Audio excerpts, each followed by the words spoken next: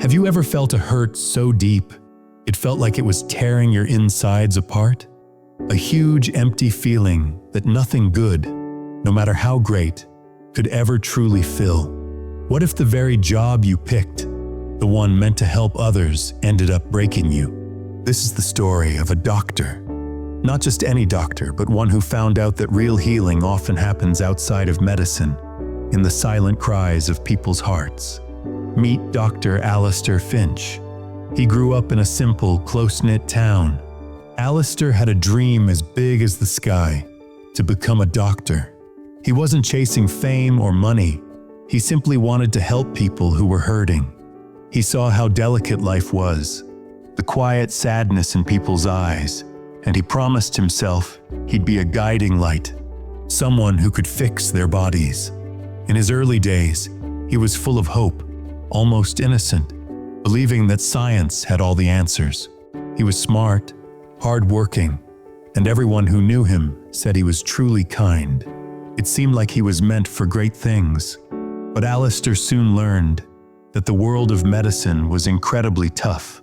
The never-ending shifts, the life or death choices, the constant flow of suffering. It started to wear him down, little by painful little. He saw patients get better, yes, but he also saw terrible pain, sad losses, and a system that often felt more like a cold machine than a place of comfort.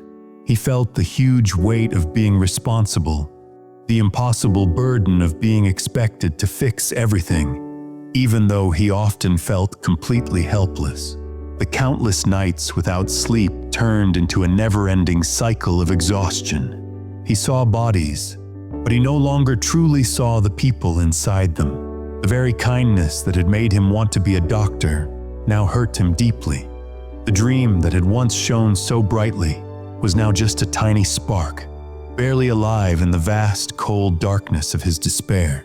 He was losing himself, feeling choked by the huge pressure, unable to connect, unable to truly heal, not even himself. The big change didn't happen with a sudden, huge realization.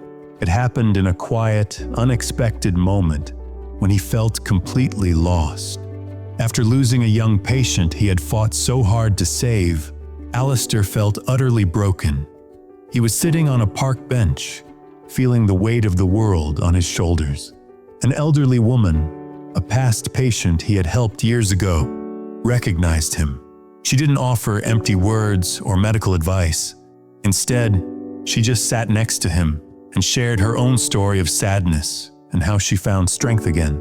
She talked about how important it was to heal your spirit, not just your body, to find meaning even when you've lost something. Her words, simple but powerful, touched something deep inside him. It wasn't about failing to save a life. It was about failing to understand the human journey that came with it. That day, Alistair realized he had been so focused on the technical parts of healing, he had forgotten the heart of medicine. He understood that his own pain was like the pain he saw in others, not just physical, but emotional and spiritual too. This new understanding lit a new fire inside Alistair, a different kind of goal. He started looking into things beyond regular medicine. He studied psychology, learning how the mind and body are connected and how much emotional well-being affects physical health.